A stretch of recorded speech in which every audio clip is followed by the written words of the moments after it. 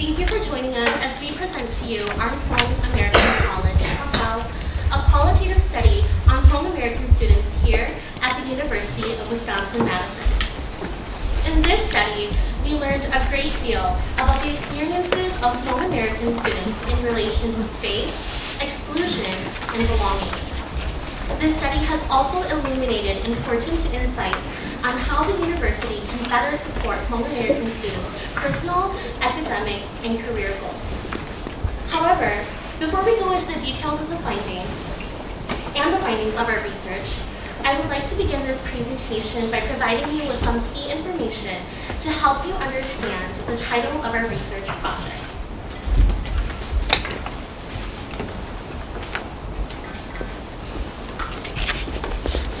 Now, most of you here are probably more familiar with the spelling of Hmong as H-M-O-N-G.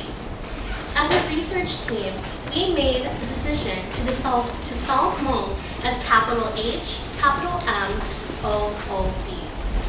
The capital H and M aim to be more inclusive of the Hmong white dialect that pronounces Hmong with an aspirate H, and the Hmong Ring, Hmong Green dialect that pronounces Hmong with the M sound. We felt that this change was necessary to challenge the history of Hmong white dominance in the United States and to recognize the multiplicity of Hmong. We borrow the OOB in the spelling from the Hmong Romanized Phonetic Alphabet, otherwise known as Hmong RPA. This is because we reject the Americanization of our name and we demand respect for our mother tongue. At the same time, Hmong as capital H, capital M, O-O-B allows us to reclaim and embrace our Hmong identity, heritage, and history. I think it's also important that I explain to you all the significance of Htaub in our project and title. Htaub is one of Hmong's most well-known cultural artifacts for its geometric designs, color, and intricate handwork. Traditionally, Htaub was used to make clothing and to communicate short messages. But when Hmong men and women fled from Laos due to persecution and lived in Thai refugee camps, a new form of Htaub emerged. Hmong men and women began depicting their experiences of trauma, displacement, and resilience through Htaub. Rather than a physical story cloth, our Hmong American College Htaub is a symbolic way that we continue this art form and pay homage to our families. Our Htaub project draws on the experiences of Hmong American college students to sew our collective story about higher education. Our Htaub is different, but it tells a parallel story of trauma, displacement, and resilience in the United States.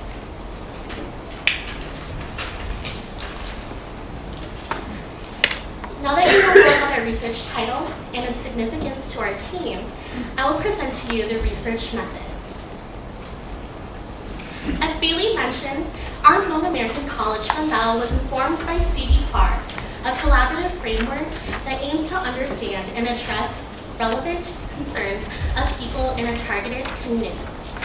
The CCWT framework positions community actors, in this project, Hmong American college students, as credible researchers rather than subjects. After the Hmong American Studies Committee agreed to partner with the Center for College Workforce Transitions, all of us undergraduates completed human subjects and ethical training. Thereafter, we were involved in every step of the research process, a critical pillar to the CCWT framework.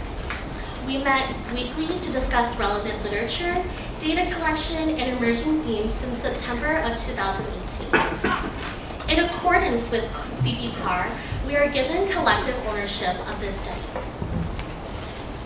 To help us develop the project and during the analysis, we draw on the literature from the sociology of education and ethnic studies. This conceptual framework helps us better understand how minoritized students, such as Hmong American students and other Asian American groups, experience public education in the United States, as well as the implications of these experiences on their future educational endeavors. After reviewing the literature and discussing our personal lived experiences, we developed the following research question. What sociocultural and institutional factors influence Hmong American college experiences? Based on the research question, we developed a 1-hour semi-structured interview protocol surrounding participants' educational backgrounds, cultural identity, as well as participants' social, academic, and professional experiences on the UW campus. We asked participants to identify areas where Hmong American students need more support in order to reach their academic, career, and personal goals. These interviews were audio recorded and later transcribed. Aside from the semi-structured interviews, we conducted participant observations on public spaces on the UW campus with half of our participants. The observations took place in the spaces where Hmong American students gathered. Moreover, we collected artifacts related to Hmong American students and organizations at UW-Madison. This included syllabi, policy documents related to campus climate, and bias incident reports on campus. Lastly, we kept researcher journals in which we reflected about our research and personal experiences throughout the research process. After all the interviews were transcribed, we collaboratively developed a coding system informed by our conceptual framework and through a process of open coding. The transcripts, artifacts, observations, and reflection journals were coded accordingly. After the raw data was coded, we looked for significant categories and emerging themes. Then we produced a series of analytic memos to contextualize the research themes. Through snowball sampling and tracking social networks, our team recruited 27 UW-Madison Hmong American college students as participants in our study. The participants came from different backgrounds, studying a wide array of subjects, and engaged in various social networks and activities. The age of our participants ranged from 18 to 23 years. All participants in our study are second-generation Americans, with the exception of 4 who immigrated to the United States as children in the early 2000s when the last refugee camps in Thailand closed. All of our participants, with the exception of 1, are from the state of Wisconsin. The counties with the most representation in the sample come from Milwaukee, Dane, and Marathon counties. We had a pretty even distribution of students represented in the sample based on their class standing. 22% of our participants are freshmen, 22% are sophomores, 26 are juniors, and 30 are seniors. A significant number of our participants, 70%, are part of student support programs and scholarships, such as the PEOPLE program, the Center for Educational Opportunity, Chancellor's Empowers NAB, and the Center for Academic Excellence. In the sample, 11% are transfer students. Notably, 70% of our participants are first-generation college students.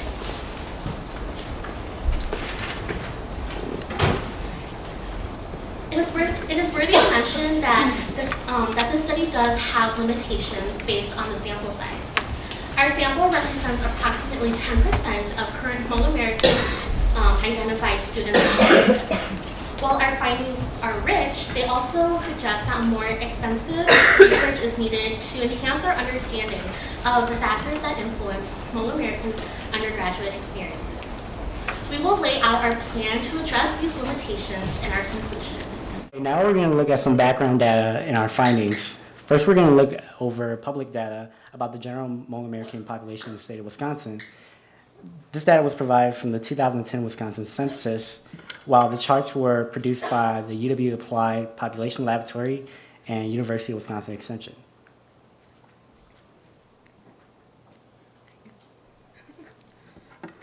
To begin, we will look at the racial composition of Wisconsin. The pie chart to the left displays the general composition of the state, with Asians making up 2.3% of the population. However, when focusing on the Asian population on the pie chart to the right, we see that Hmong Americans make up the largest Asian American community in the state of Wisconsin at 36% of the Asian population.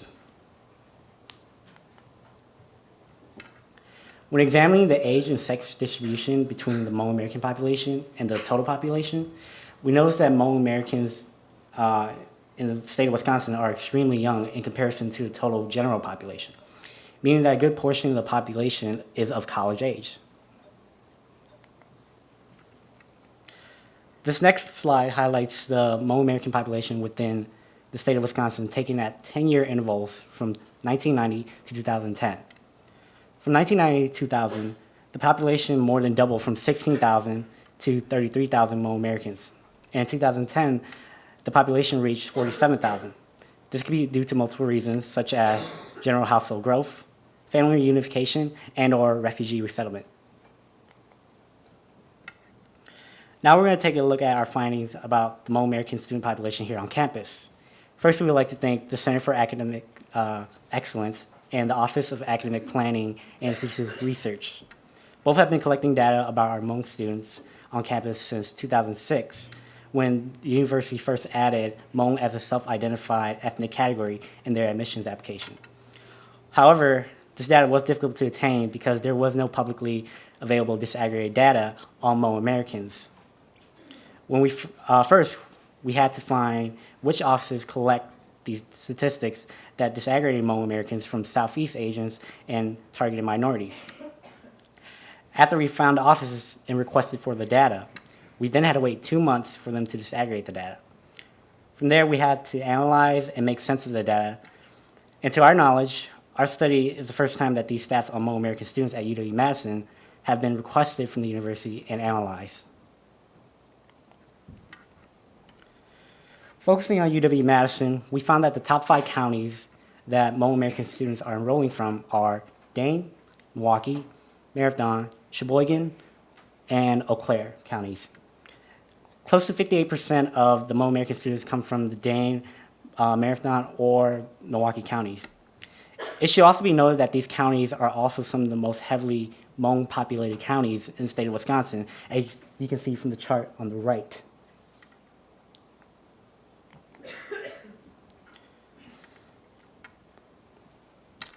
When looking deeper into enrollment numbers from 2007 to 2018, enrollment numbers significantly jumped from 128 students in 2007 to 373 students in 2013.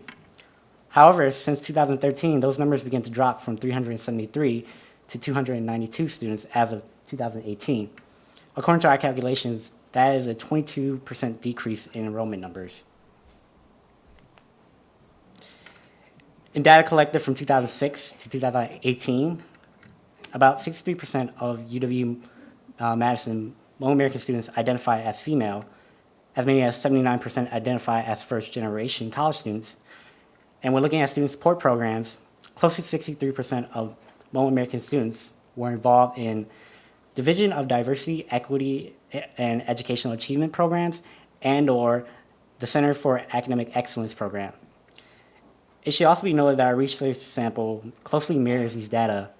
As my C showed in earlier slides, 63% of our participants were female, 70% identify as first-generation college students, and 70% participated in DDA programs and/or CAE.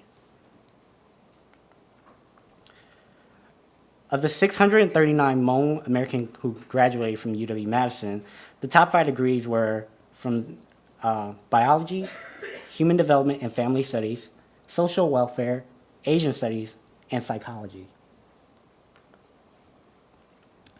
Now, when examining the graduation rates of Hmong American students from 2006 to 2012, roughly 72% of Hmong American students graduated within 6 years, compared to 84% of the general student population over that same time period. Now, even after going through all this data, we still have remaining questions. 1, why are Hmong students' enrollment decreasing? As you saw from earlier slides, Hmong Americans make up the biggest Asian American population in the state of Wisconsin, with many of them being of college age. Yet, our university enrollment numbers do not reflect that data at all, with Hmong Americans only representing about 11% of the Asian student population. 2, how are these majors that serve a large number of Hmong American students adequately supporting them, and how can they better serve them? Again, these majors include, but not limited to, biology, human development and family studies, social welfare, Asian studies, and psychology. And 3, why doesn't the UW-Madison publicly report any disaggregated data about its Hmong American students? As mentioned before, it was difficult for our research team to find data, and even so, after finding that data, we still had to wait for the office to disaggregate the data and later make sense of it. One of our issues is that Hmong American students were treated as targeted minorities under the category Southeast Asians, which grouped them with Laotian, Vietnamese, and Cambodian American students. Again, it wasn't until 2006 that the university began offering Hmong as an ethnic category that students could self-identify with. Now we're going to be transitioning a little bit, and we're going to be presenting our findings based on our participants, starting with spaces and experiences of exclusion, which was the most common and the most exalting message all 27 of our participants felt. These feelings of exclusion were expressed in specific locations and implied feelings of unwelcoming in spaces that include geographical and physical spaces, like actual buildings, streets, and areas where students avoid. Other spaces included general student organizations, and by this we mean non-ethnic or racial student orgs that may focus only on a career aspect. Another space that they expressed was campus activities. This included Wisconsin football games at the at Camp Rando, Badger games at the Cole Center, game rallies, and just public events that go down in downtown Madison. And finally, mainstream courses and curriculum was the main part in which our Hmong students felt no inclusion. Physically, these spaces of exclusion included the School of Business, right here, State and Langdon Street, residence halls over here and over here, and within their classrooms. I want to note that areas like Camp Rando and the Cole Center are usually associated with this great image of the Badger experience. However, for Hmong American students, it's often that these places are places that they avoid on game days. But these feelings don't only exist in physical places. They run deep within the institution. From analyzing the stories of our participants, we can see that feelings of exclusion are due to the dozens of macro and microaggressions that they face during their time here. These come from an array of people like staff, professors, and fellow peers. And although many spoke about their experiences with discrimination from high school, we're going to focus more on their college experiences.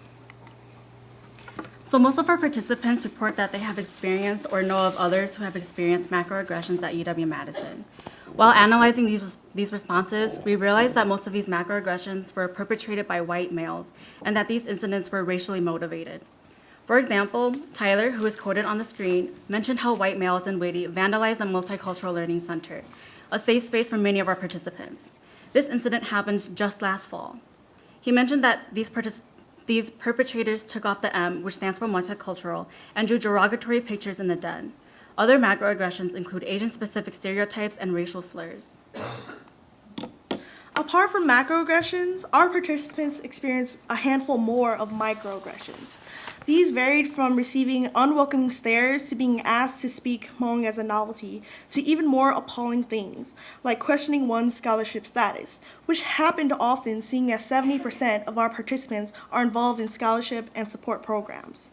In the example above, our participant Lee says, I lived in Celery freshman year and it was I just felt like I didn't really fit in. For example, I introduced myself to my neighbors, and they would talk really slowly to me, like, hello, it's really nice to meet you, in a slow tone. I just felt like I was born here, why are you acting like this to me? Lee explains that her floor mates were trying to be considerate of her by speaking slowly. As a result, they offended her, assuming she could not understand or speak English very well. It's important for our peers to learn how to adequately and appropriately assess and behave around students of color, in this example, a Hmong student in particular, in order to create an atmosphere which is welcoming to all students. So despite the fact that a significant amount of our participants who experienced macro and microaggressions, most participants stated that these incidents did not get reported to the university through the Division of Student Life. One reason is because participants don't think that the incidents met the university's definition of a bias report. The university's definition goes, single or multiple acts towards an individual, group, or their property that has a negative impact and that one could reasonably conclude is based upon an actual or perceived protected identity. Participants also don't report because they believe that these incidents were not severe enough and because they felt like the university would not take proper action. Although a majority of participants did not report these macro and microaggressions, many participants mentioned that they shared these experiences with their friends, family, UW staff, and faculty in a safe space. These findings raise a few questions on bias reporting. Why do students feel like the university is incompetent of handling bias reports? What can the university do to improve a system of bias reporting, especially for their students of color? For the very few participants who did report, they received support from the trusted university staff and faculty. These participants stated that they reported UW students, staff, faculty, and UW PD.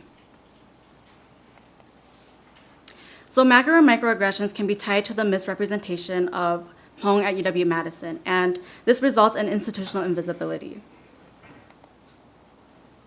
These macro and microaggressions contribute to feelings of exclusion at UW-Madison that Hmong American students feel in their mainstream courses. We identify mainstream courses as non-Hmong specific courses. When asked about mainstream courses that briefly touch upon Hmong, many participants express disappointment and some even express anger due to the misrepresentation of their own history, culture, and people. As we can see in Song's quote, she expressed her desire to take Hmong specific courses after taking a mainstream Asian American Studies course.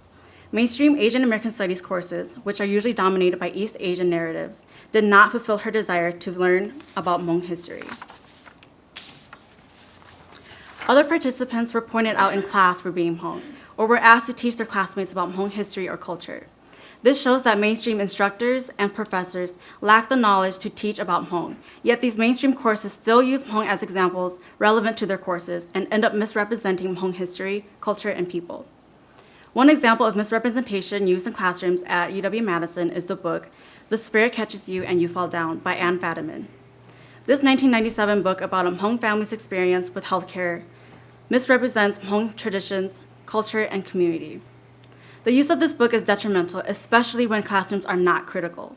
Engaging with this book uncritically may contribute to the perpetuation of stereotypes and the continuation of marginalizing Hmong American students at UW-Madison. This misrepresentation of Hmong in mainstream courses adds to the institutional invisibility that Hmong American students face in their classrooms. University statistics dealing with the Asian American student population are dominated by international students and a general East Asian narrative, as mentioned before. And it's because of these stats that Hmong American students' educational difficulties can be hindered or invisible, especially within this institution. The university cannot adequately teach in a culturally relevant method if Hmong American students remain invisible. Take this quote from one of our participants above. Candy says, the other people get uncomfortable, like peers or professors or instructors sometimes. They get uncomfortable because they don't know what to say to not offend you. Generally, Hmong Americans face the prejudice of being culturally deficient in their politics and traditions. Because of this, there's little research pertaining to Hmong American students other than research usually focusing on their underperformance in schools, their poverty levels, and their socioeconomic backgrounds. And since there's a growing number of Hmong American students in higher education, why is there no documentation of their college experiences? This results in a lack of sufficient information and support to enable their success. Now we're going to move on to our second set of findings, which is spaces and experiences of belonging.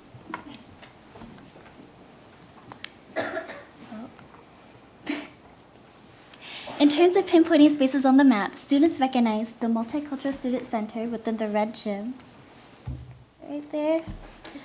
Private spaces such as dorm rooms, houses, and apartments, and libraries on campus as places where they felt like they belonged. We found that students expressed more comfort in private spaces as opposed to the red gym in libraries. Although the red gym was a space created for people of color, students reported mostly utilizing that space because the orgs that they affiliated with held events there. Similarly, students reported mostly using libraries only for quiet study or for socializing with friends. In terms of true belonging and comfort, the red gym and libraries were slightly inconsistent in those reports. Private spaces were most consistently reported as places of returning belonging and comfort on campus. Second to private spaces, participants reported that their student support programs bring them the most feelings of comfort in academic belonging and inclusion. These programs come with physical spaces that participants recognize as safe spaces. Evidently, the spaces within these programs serve as a home away from home for a lot of Hmong American students. Out of our 27 participants, 20 of them were involved with either the PEOPLE program, CAE, CEO, the Chancellors and Power Snap Scholarship programs, or other DDEA programs. Some participants reported how their programs are inviting to all students of color, regardless of their affiliation with the program. Candy, for example, expressed that she believed her student support program was a place beyond academics, quoting, "It's not just an academic place, it's kind of a place to let yourself go." Most importantly, these programs create an academically and financially relieving space by housing opportunities for mentorship, friendship, studying, jobs, and networking, as well as resources such as advising, tutoring, lunchrooms, and printing within their physical spaces. Perhaps what makes Hmong American students feel the most belong on campus is mentorship. Our participants identified their mentors within their affiliated student support programs, orgs, FIGs, or through Greek life. Mentors were mostly Hmong Americans or other upperclassmen of color, and they were described as career advisors and people to look up to in life. Not only does mentorship play a role in guidance, but it plays a vital role in belonging on campus. Take, for example, Lee, who identified her mentor within CAE, and quotes, "I started to realize that he was literally there for me." This close guidance and connection is what makes Hmong American students feel like they belong and can succeed at UW-Madison. Participants who reported having mentors demonstrated how mentorship helped them explore outside of their comfort zones, stay focused in school, handle stress in healthy ways, and structure who they are today even if their mentor no longer attends the university. It also helps them recognize their potential to thrive academically and socially, especially as Hmong Americans.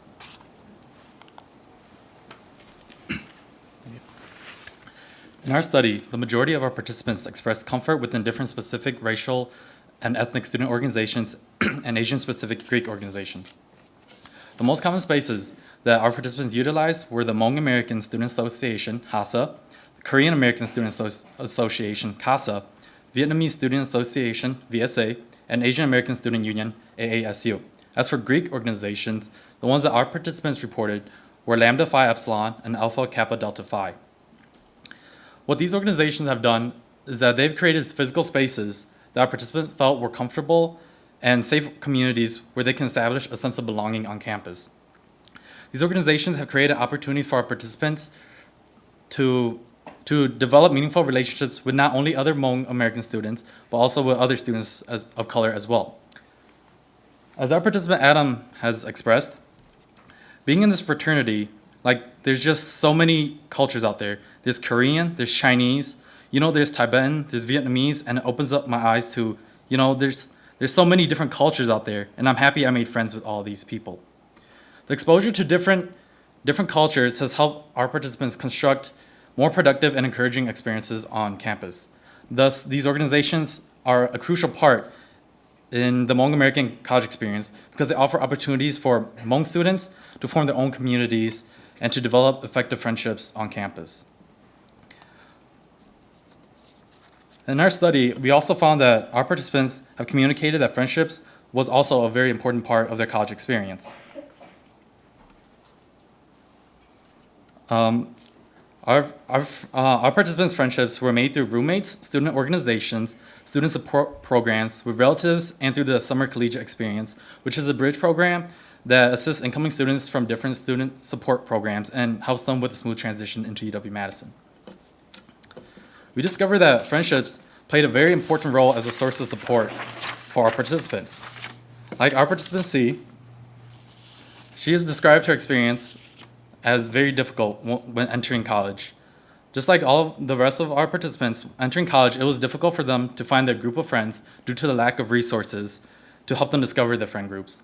However, through different student organizations and Greek organizations, our participants were able to find their friend groups and displayed a sense of positivity on campus. Once our participants were able to find friends, it helped them feel more comfortable on campus. We found that friend groups served a role in making students feel safe, have a sense of community, and a place of belonging on campus.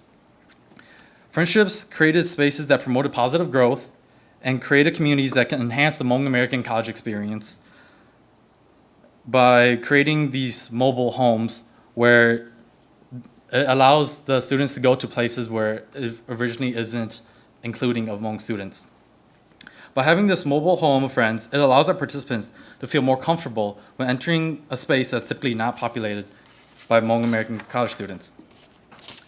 Friendships are a crucial part of the Hmong American college student timeline.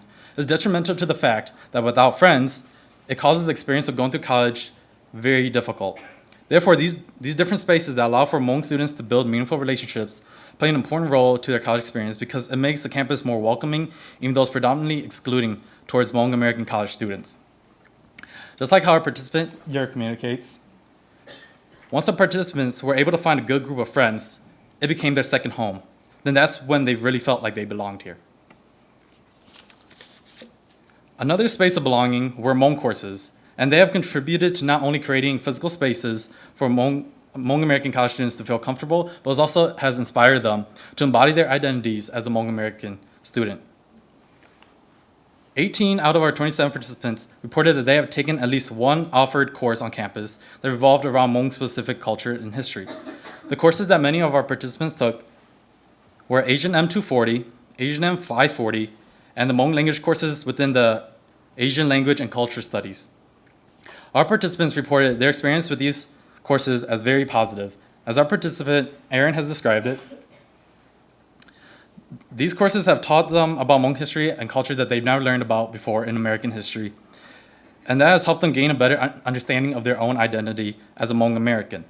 Learning about Hmong history has encouraged our participants to embrace and validate their Hmong identity as students at UW-Madison.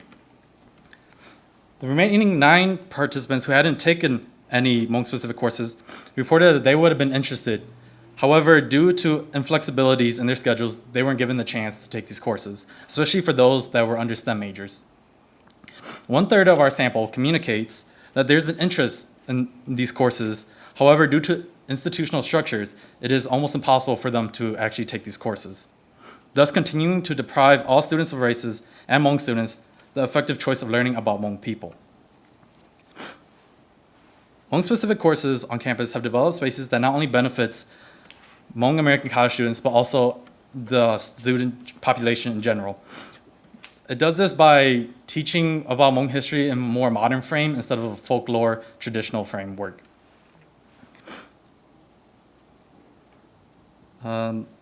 These courses,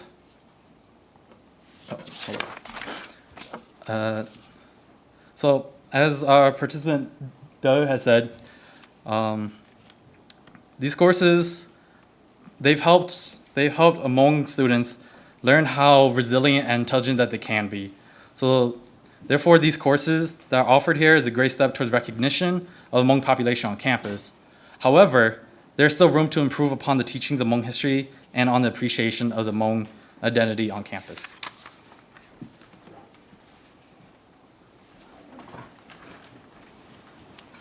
So to further analyze these spaces of belongings, we looked into the role that they serve to the institution.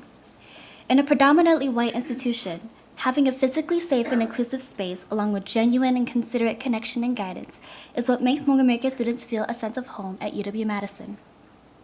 Generally, Hmong American students feel the safest when other Hmong American students or other students of color are around them. Having the company of people who look like them creates a community of belonging and inclusion, as well as trust. It can be claimed that these spaces of belonging are meant to bring friendship, successes, and opportunities to embrace identities, However, it can also be claimed that while these spaces serve as a place for Hmong American students to belong, they're used by the institution to segregate.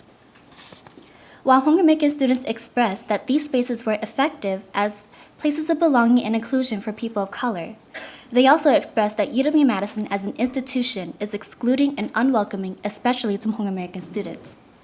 Tyler expressed this through their quote, "Literally, like white people have a place all over this campus, and then students of color have the red gym, each other's houses, and classes that are made for their people.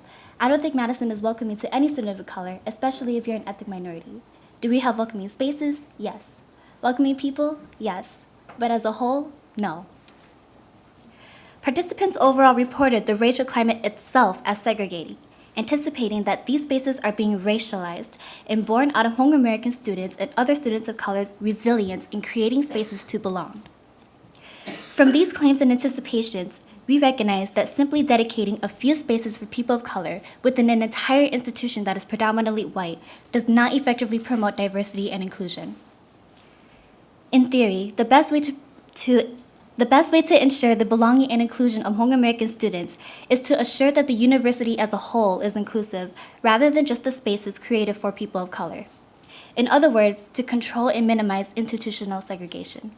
Why does it matter to identify the social, cultural, and institutional factors that influence Hmong American students? Because UW-Madison strongly promotes inclusion and diversity, which is shown through their diversity framework. However, that diversity framework celebrates these social differences rather than recognizing the social and racial inequalities on campus. If the university prides itself on diversity, then the university needs to address the racial inequalities that are happening here as well. As our study shows, the lack of knowledge from this university, the misrepresentation about Hmong culture, history, and people in classrooms, the viewing Hmong as foreigners, make Hmong American students feel like they are invisible. This invisibility is preventing Hmong American students from being successful. It shows that the university is not well equipped to support Hmong American students. This also results in Hmong American students negotiating between identities. These undergraduates struggle with relating to their Hmong family and mainstream American life. For example, Nuki said, "I feel like there are two ways people see Hmong Americans. Like they're super Asian or super American. Like there's no in between or like there's no individual view of Hmong Americans. I feel like they automatically group you with other Asians like you're not your own group." With the pressure to conform with the norms of the modern world and keeping their family traditions, many of our participants, like Nuki, expressed the importance of understanding their ethnic identity and concerns of losing their culture. As a result, our participants expressed how these institutional and social cultural factors, like spaces of exclusion and misrepresentation, pushes them to negotiate their identities. As demonstrated in our findings, Hmong American students are excluded in many spaces of the iconic Badger experience: sports, resident life, public social spaces, and classrooms. In these specific locations, many participants often change their behavior to conform into that environment. Therefore, it pushes Hmong American students to create and seek out their own spaces of belonging on campus in response to these forms of exclusion. These spaces of belonging are often private and cultivated through student relationships with friends, race and ethnic student-specific organizations, and student support services. Identifying these factors of institutional invisibility, negotiating identity, spaces of exclusion, and spaces of belonging can help Hmong American students because the university will have more knowledge on how to better serve their Hmong American students. So, what can you do to make sure that your space at the University of Wisconsin-Madison is welcoming to Hmong American students? Here are some recommendations that we propose will help cultivate a more inclusive experience for Hmong American students. First, UW-Madison should support more student-led CB-PAR research because it provides critical methods to assess and refine policies. It is also a great method because it involves researchers who have better understanding through their own lived experiences. As Odyssey mentioned before, it was extremely hard to get any data on Hmong American students when it shouldn't have been. Therefore, the university should report disaggregated data of Hmong American students in their publication. In addition to our data, we mentioned that the total amount of enrollment has fallen in the past 5 years, which isn't good because Hmong is the biggest Asian ethnic group in Wisconsin, and the population is still growing. In addition, the majority of Hmong American student population is college age or will be college age. The decrease in enrollment numbers doesn't make any sense, and it suggests that there's a lack of attention focused on recruiting Hmong American students. We recommend that UW-Madison work on recruiting Hmong American students within the state.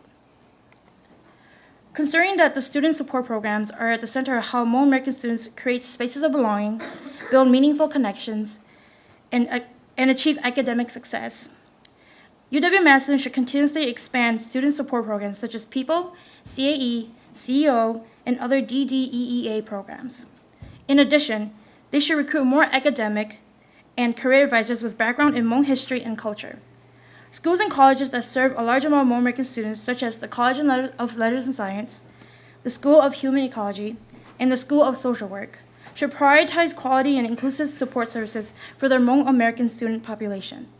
These advisors play a large role in supporting and providing mentorship for Hmong American students. Lastly, the university should hire another 10-year track faculty who focuses on Hmong and Hmong American studies. Although we have one Hmong American tenured faculty, Dr. Ying Sao Zhang, who provides many opportunities for Hmong American students, it is impossible to create a Hmong American studies program alone. More faculty positions can better support and develop a Hmong American students program and certificate. They should also cultivate positive outreach to the Hmong American communities in Wisconsin. It is the university's job to educate students, faculty, and staff about Hmong people. It is not the job of Hmong American students. With more tenured track faculty, the university can be more equipped to educate about Hmong American people. In addition to providing knowledge about Hmong to the general campus community, this will also help Hmong American students learn about and develop critical identity. We know that there is still a lot to be done. Institutional invisibility and inequality is still happening today for our Hmong American students. And this is unacceptable. With Hmong being the biggest Asian ethnic group in Wisconsin and UW-Madison being a flagship university, it is unreasonable for the university and students who graduate from UW-Madison to have no knowledge or awareness about the Hmong people's history and culture. In order to improve what the university can do, our team hopes to connect how these institutional and social cultural factors influence Hmong American students' academic and career decisions. In our future research, we hope to continue our Hmong American College Bandao by analyzing how these factors and decisions transfer into Hmong American students' post-college experience. This is our Hmong American College Bandao. It is not a story of its own. It is a part of a larger Bandao. It is the continuation of our family's trauma, displacement, and resilience. Thank you. So at this time, I would like to introduce our two discussants, Dr. Cindy Chang and Dr. Stacy Lee. Thank you both for being here today and participating in such an important discussion about supporting Hmong American students on campus. So Dr. Cindy Chang is a professor of history and the current director of the Asian American Studies program. Her research explores the ways race, gender, class, and sexuality and nationality structure society and various forms of inclusion and exclusion. Cindy offers courses that examine the interplay among these identity categories within the U.S. Cold War culture, Asian American history and culture, American studies within a transnational framework, and discourses on citizenship. Dr. Stacy Lee is a professor in the Educational Policy Studies Department. She has done extensive research about the racialization and education of Hmong American students. For example, Stacy's book, Up Against Whiteness, Race, School, and Immigrant Youth is a major contribution to the understanding of Hmong Americans' racialized experiences. So please welcome our discussant, Cindy and Stacy. First off, I just want to thank the research team for inviting me and Cindy, I guess, thank you, to participate in this wonderful event. And it's so lovely to see so many people here. It's nice that people came out on the first day after the polar vortex, right? So I have a bunch of things I could say, but I want to make sure that we leave time for conversation. So I'll just say a few things. I'll try to only just say a few things, right? First, I want to say that I think this research project really points to the possibilities of PAR, right? Particularly the possibilities of PAR for students from minoritized communities to be active agents in exploring issues that matter to them, that impact their own lives. The project also points to the possibilities of PAR in education in general, right? Sort of as an educational tool to work with young people. And I'm really excited to have heard this presentation today because I'm actually teaching a PAR course for the first time this spring. It seemed like a good idea when I came up with the idea last spring, and as it got closer, I thought, oh my God, what am I doing? And then coming here today, I'm like, yes, there is a reason that we want to do this with undergrads. My Nang Vang and I did a PAR thing with a summer bridge program last summer, and again, in that experience, we really learned how powerful these opportunities can be for undergraduates. So this just confirms this again. I think the data that the team was able to collect powerfully illustrates the sense of invisibility, alienation, and marginalization, as well as the resilience of Hmong American students on the UW campus. And this is something that is really important for us all to sort of hear about and understand, right? That said, there were questions, and I think it's really good. I think the team sort of understands that there are questions that remain.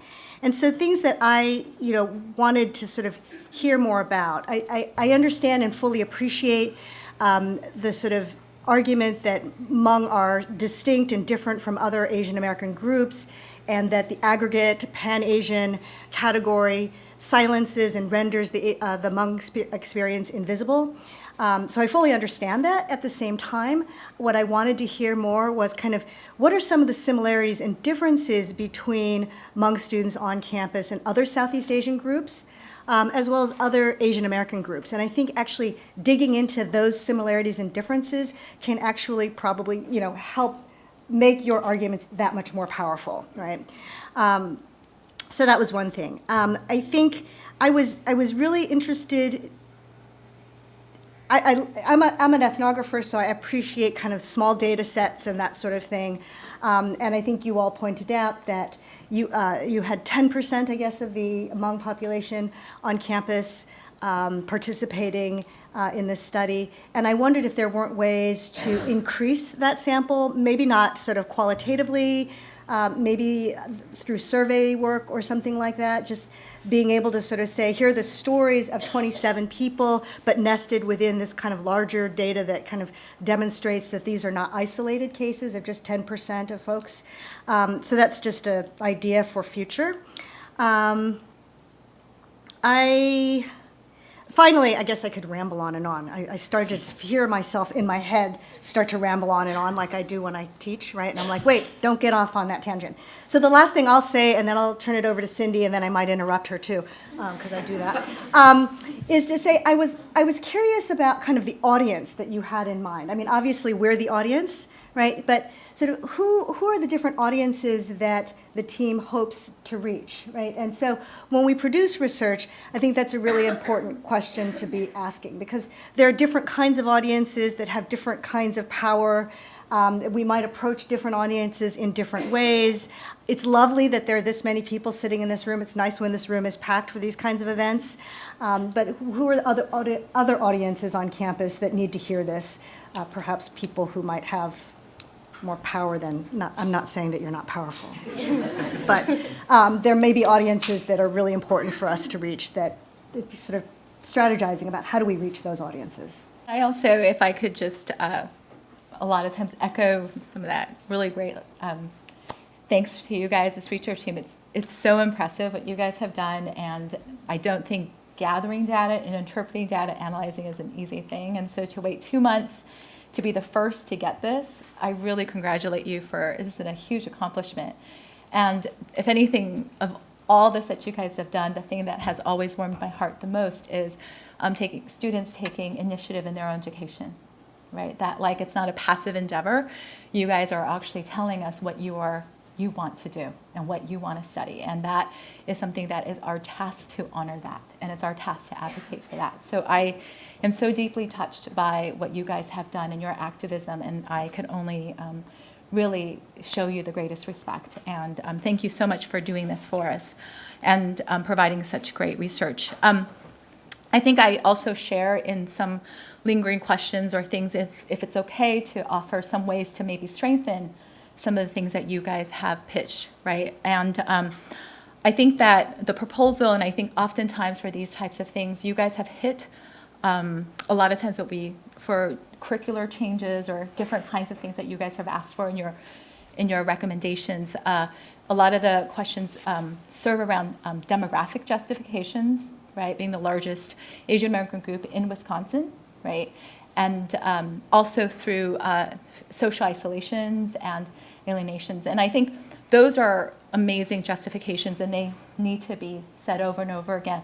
I perhaps would like to offer a friendly recommendation to add to that, to make the justification just slightly more ambitious, right? And maybe make a claim that we can no longer study U.S. history without incorporating Hmong American experiences, period. That with or without Hmong in the classroom, you can't teach a class on social issues, you can't teach U.S. history, especially as it relates to the Southeast Asian War, without that coverage, right? And so whether or not students feel isolated or not, the material on its own terms is absolutely intrinsic to what we do, right? To make an academic case for this particular thing. And I think in Wisconsin, it also allows a very, very beautiful narrative arc for that. This is campus, Wisconsin is celebrated as the anti-war campus.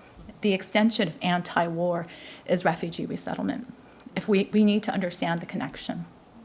You can't articulate anti-war and not be for refugee resettlement policies and understanding of the relationship between the two. They're the same exact political articulation, and it's our job to constantly merge those two. And that we have to think the people that we talk about as people who are quote unquote traumatized by the Southeast Asian War, which includes the known Vietnam War and the covert operations in Cambodia and Laos, is that, again, the shift, as you guys have asked us to do in our curriculum and our teaching and our advocacy, is away just from soldiers and what activists have done to looking at our Hmong refugees in particular. And refugee issues are always a group that we don't talk enough about in terms of people affected by the war. And it's not just veterans, it's also refugees, right? And so I think part of what you guys are offering, right, is outside of demographic needs or just the needs of social isolation. We have to start understanding that we can no longer go through talking about U.S. history and social issues without the incorporation of the Hmong. And with that, in terms of some of your conceptual framing, I would also probably push you a little bit more. I'm really happy that you've gathered data that showed some sensitivity to gender differences, but it didn't really make it in the analysis. So I'm really curious because I would venture to guess, and maybe I'm guessing wrong, that retention from Hmong males is a little bit lower than Hmong women. And if you look at graduate school, right, Hmong women predominate in graduate school and higher education than Hmong men. I'm curious to know why. I'm curious to know the gender nuances that reshape or shape retention issues. I also would like to offer certain kinds of things in terms of, you guys, the data is there, it's just the charts, and I know Pam is here, she might be able to even do a better job with this, is I'm, as a historian, terrible, it's like context, right? So like, you have all the numbers, but like, to put it all together, right? It's like, the 10% out of how many then in Madison, out of how many in the state of Wisconsin, right? Like you guys did it in various parts, but if you, in your graphs and your charts, if you did a holistic thing to kind of show the disparities, right? And then to kind of strengthen some of your points, right? And to have context. On one hand, you want celebratory data to kind of show how great they are doing, but on the other hand, we need the data, right? About why is there lower people coming? Right, and I actually think those are the kind of strong points that I would like to emphasize more, but not so much as those who matriculated, but the question is, have we talked to those, right, who have not? Why did they leave? Because the issue for framing, for recruitment, for these programs is about retention. What have we not done to retain these people? Does that make sense? So it's not what have we not done. So I like to, when you did your discussion, your framing, I would encourage you to visit literatures around retention, right? And then in your N group, maybe the N isn't just those who are in Madison, but to find the people who didn't graduate, because there's quite a number. And why? Right? That is going to make your case, right? Are there not enough DDEE AA programs, right? And if we want a successful pipeline from initiatives to retention, this is what we need. And this is why they're not here. And we need to improve retention. When I was at UCLA, the Southeast Asian group have a whole entire center dedicated to student retention. And so there's quite a number of data from other universities that has completely dedicated to the retention of Southeast Asian students because they had one of the lowest retentions. So I would like to see a chart and empirical data in terms of retention rates as it compares to other groups. I also would like to, I'm going to just, this one is going to sound a little bit, I will end with that and then take questions. This one's going to sound maybe a little bit nitpicky. And in some ways, I agree it kind of is, but because you guys are so big on terminology, I'm just going to hit on a couple of things to pay attention to in your narrative writing. So much of your discussions about its importance of preservation of ethnic identities, yeah? But you introed in your opening two paragraphs, I saw the word assimilation twice. I'm just wondering if that's the best word choice for what you're trying to do.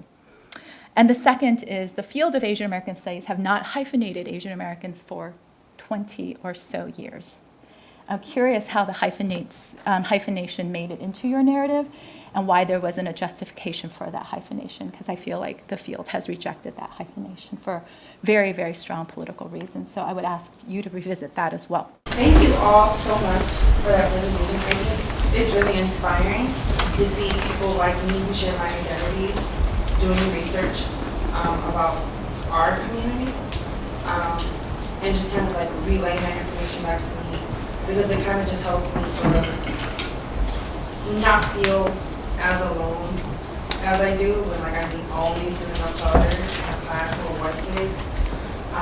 And I think one of my biggest takeaways from today's session, and it's more of a lingering question, is sort of where do we draw the line from like, okay, you know, as people of marginalized identities, we are sick and tired of having to educate, you know, our white counterparts. We're tired of having to do all this justification, of having to do all this social justice work, because that's emotional labor on our part, and it's very draining.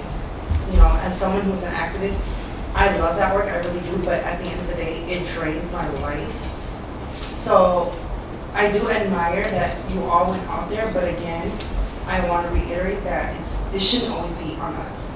That's not fair. You know, we have classes to go through, we have so many other things on top of the oppressions and the obstacles that we face on this campus alone, and then to draw the bigger picture in this work. So I really just want to like make sure that yes, even though this work will continue and there's a lot of room for progress, and we as people who identify as home and anybody who is a marginalized identity, like we know when to draw the line of like, yes, I'm going to explain this and I'm going to research this, but then coming back and saying, but at this point, you know, our white counterparts, they need to reach out and they need to go and do that work and they need to sit down and listen instead of us having to present and dig and dig and dig. And then, of course, there's always one of like, all the research that we do, somebody will come along and like, that's not enough for me. But thank you. Go ahead. To add on to that, for the Hmong Americans program, I think it's enough to say that we want a program that is for us, that teaches for us, and that's not having to teach anybody else about Hmong people, but like a program that teaches about Hmong people, and Hmong people going to those classes and learning about themselves, not having to have like, I don't think we should put in our pitch or in our argument that we want programs so that other people can also learn about us, because at the end of the day, like that is our pain, our trauma that we are trying to pick up and like relearn. So I feel like a lot of programs have to do that for financial reasons, you know, but I think we also need to push and be more radical about that.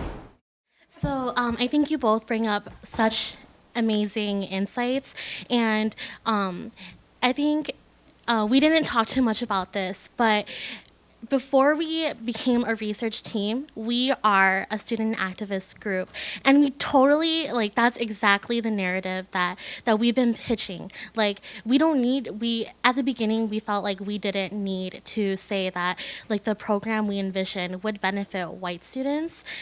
We were kind of stubborn, and we said, like, it shouldn't matter. But I think as we talk to more and more people, we realize that it does benefit white students. And so, if that's what it takes to create the program, then we'll add that pitch in there. But know that in our hearts, everything that you said is like that is what we believe in. And that is first and foremost, the program we envision is for Hmong American students. And this research project that we worked on so hard, at the very core, it is for our Hmong American students so that they can feel a sense of comfort, but also to be empowered. And together, if we mobilize, we can create change on this campus. You mentioned that between 2008 and 2011, there was a significant increase in the Hmong American student population, correct? And I was wondering if that is connected to the fact that UW-Madison started offering in 2006 the ethnic category Hmong. Like, if you have seen, maybe not, because I know it was difficult for you to get the data, but I was wondering if once the ethnic category was offered, then the students may have started to report, that they were from that ethnic background. So that's my first question. And then my second question is, taking into account what was so one of the aspects that was mentioned during the discussion regarding how to nest the data within a bigger data. I wonder if the decrease that has been happening since 2013 is connected to something that is happening on the outside. Is there any particular social, political event that may be connected to the decrease in the Hmong student population here in UW-Madison? For the first question, we do think that category of adding Hmong as a form of self-identification in their application, that does play a role, because again, before that their Hmong were placed in the Southeast Asian category along with Vietnamese and Cambodian students. So we do think that does have a play a role in why there's an increase from that time period. To answer your second question, I don't know. I have a question. So when Odyssey and I were analyzing the data, we found that at Madison College, MATC, their Hmong student enrollment is increasing while ours was steadily decreasing. So I agree that there might be some socio-political things going on. We had a recession from 2009 to like 2012, so that could have influenced it. But we also see that there are more students starting to enroll at like other colleges, especially MATC. So that may, a possible explanation for this may be the rise of tuition at UW-Madison. I think it's beautiful because I just haven't been in this university and working so hard. I think for all of us who have graduated, who are staff here, it makes us, it's beautiful to know that somehow, somewhere along the way, we don't know if the work we've done has made some type of impact. Exhibit A. So for all of us in that room, like, just keep working hard. Two, to answer Cindy's question on Hmong males, I would really encourage y'all to dive into how does the intersectionality of the structure of patriarchy and toxic masculinity impact young Hmong males into defining their identity. And how does that play a role into impacting whether they go to school or not and workforce readiness? I really think that we already see how toxic masculinity and patriarchy impacts a white system. Let's overlay that over a Hmong system that struggles to understand how to fit in within a white system that was created for toxic white masculinity and is standing by it. So I would encourage you to compare and contrast the issues that already exist within the dominant narrative and to see how do those continue to trickle themselves down into impacting males going or not going to schools and getting that degree, because of their, what impacts from the Hmong culture and rich history impacts what Hmong men think they're supposed to be when they grow up. I think Cece, your insight is great. That's something that we talked about a lot this semester.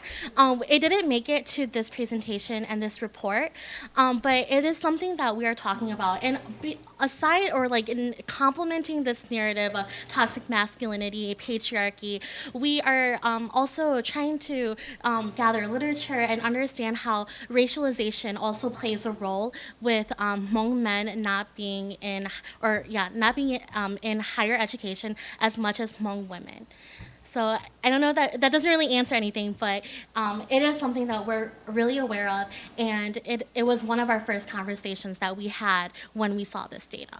Kind of with Professor Chang and Professor Lee and everyone's question, like what are the next steps you hope to take? Because as discussants, they were giving you feedback, and people recommended further study. What do you hope to do? Present this to many other audiences?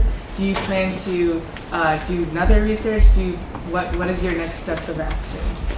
We do want to extend our like studies and also like do more explorations on all these topics that you guys mentioned. Like we talked about it during our meetings and we wanted to like focus on them.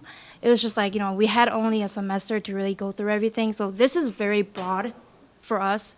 We want to go down deeper. There's a lot of things that come with funding as well. Like we need to get more funding to be able to do this. In